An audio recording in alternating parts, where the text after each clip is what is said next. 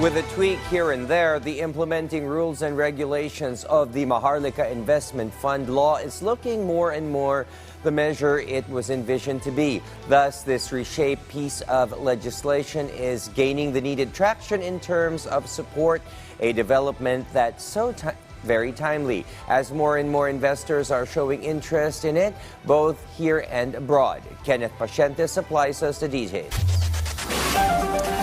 After the Office of the President released the revised implementing rules and regulations of the Maharlika Investment Fund or MIF, it received support from various government officials including the Department of Finance. According to Finance Secretary Benjamin Diokno, the changes included in the revised IRR are legal and aim to build a solid corporation management structure. Diokno particularly emphasized the objective of the new IRR to give freedom to the MIC's Board of Directors to build risk management bodies while promoting the highest standards in fund management. He added, the finalization of the IRR is also timely as many local and international investors have shown interest in the MIF. This is also a proof of the willingness of the current administration, which can promote the continuous growth of the country's economy. Under the new IRR of MIF, the advisory board is required to submit to the Office of the President a list of nominees for vacant positions, a thing the President can accept or reject, and then request an additional list of nominees. According to Budget Secretary Amena Pangandaman,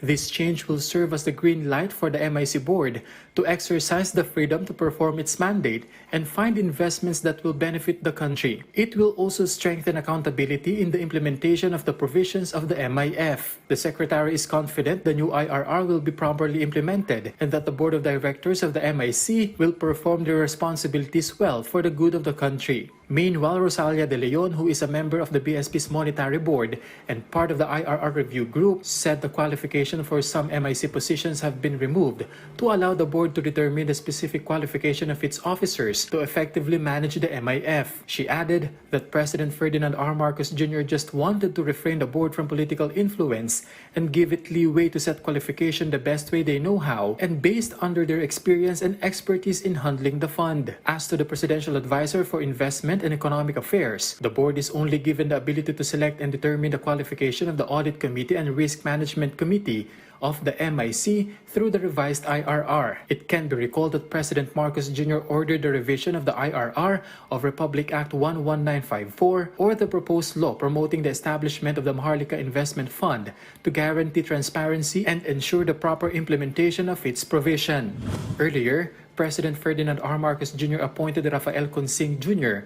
as President and CEO of the Maharlika Investment Corporation or MIC. Consing Jr. is the current Executive Director of the Office of the Presidential Advisor for Investment and Economic Affairs. According to PCO, Consing is expected to further strengthen the MIC's strategies to contribute to economic growth and prosperity of the country. As PCEO, Consing's responsibility includes the establishment of a portfolio of investment, whether local or international, that is in accordance with the objective of the sovereign fund, as well as managing contributions to the MIF and aiming to increase income of investment for development goals. He is also tasked to strengthen the capacity of individuals in the finance industry and implement the proper management of assets anchored in international standards. Consing graduated from De La Salle University and completed the Stanford University Graduate School of Business Emerging CFO Strategic Financial Leadership Program in 2016. Before his stint in government, Consing also held high positions in private corporations. Kenneth